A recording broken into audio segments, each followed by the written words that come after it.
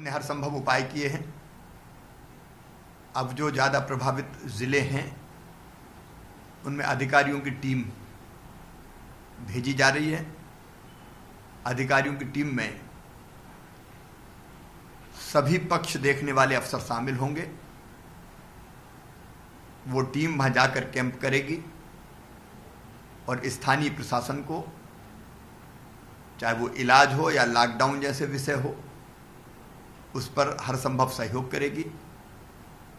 सुखद संकेत ये है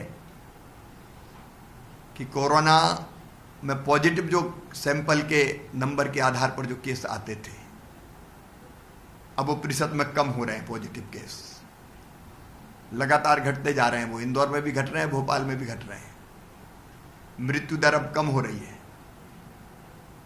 और सुखद बात यह है कि डिस्चार्ज होने वाले मरीजों की संख्या, जो स्वस्थ होकर डिस्चार्ज हो रहे हैं, उनकी संख्या लगातार बढ़ रही है। हम धीरे धीरे परिस्थिति पर काबू पाते हुए प्रदेश की जनता के सहयोग से लगातार आगे बढ़ रहे हैं। और इसलिए हमने एक फैसला भी किया है। प्रधानमंत्री जी ने कहा था कि जान भी है और जहान भी है, इसलिए हमें जहान को भी देखना है। इसलिए सभी सावधानियां रखते हुए कल से वल्लभ भवन, सतपुड़ा, विंध्याचल जो राज्य स्तरीय कार्यालय है, उनमें 30% अधिकारी कर्मचारी अब काम के लिए आना प्रारंभ होंगे, ताकि सामान्य कामकाज को भी हम जारी रख सकें। प्रदेश में कई तरह की आर्थिक गतिविधियां जो ग्रीन जोन हैं उनमें हमने शुरू कर दी हैं। कल ही मजदूरी करने वाले मनरेगा के अंतर्गत मजदूरों की संख्या 5 लाख से ज़्यादा थी। रोजगार के अवसर जुटे, इसका प्रयास हम लगातार कर रहे हैं। किसानों की बात सामने आ रही है कि उनको जिनका जितना उत्पादन हो उससे कम खरीदी हो रही है। उनका कहना है कि जितना हमारा उत्पादन उससे काफी कम। मुझे कहते हुए खुशी है कि गेहूं हम 23 लाख मीट्रिक टन से ज़्यादा खरीद चुके हैं। 15 अप्रैल से हमने खरीदी प्रारंभ की थी। रिकॉर्ड खरीदी चल रही है।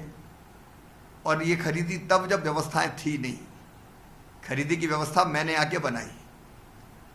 कई किसान तो ये सोचते थे कि सरकार में तो खरीदी होगी ही नहीं, जब पुरानी सरकार, लेकिन हमने धारणा को बदल दिया। खरीदी लगातार गेहूं की जारी है और किसानों को कहीं कोई परेशानी नहीं है। चना, मसूर और सरसों की तीनों की खरीदी धीरे धीरे, क्योंकि लॉकडाउन के कारण, कोरोना संकट के कारण बारदाने बनाने वाले जितने भी कारखाने थे पश्चिम बंगाल के या बांग्लादेश से आता था, वो बंद थे। इसलिए जूट का बारदाना हमारे पास नहीं आ पाया। फिर भी हमने आनन फानन में व्यवस्थाएं की और हमको केंद्र का सहयोग भी मिला व्यवस्था करने में। और हम धीरे धीरे अब इन तीनों की खरीदी भी शुरू करेंगे। पिछली सरकार ने खरीदी की जो पर हेक्टर खरीदी की जो सीमा तय की थी, वो कम तय की थी। हमने उसको रिवाइज करने का फैसला किया है और पर हेक्टर जो उत्पादन है, उस उत्पादन को आधार मानकर हम खरीदी की सीमा तय करेंगे, ताकि किसान को कोई घाटा ना हो। ये सरकार किसानों की सरकार है। कोई शोषण नहीं होगा किसानों का। जो बेहतर से बेहतर किया जा सकता है वो किया जाएगा।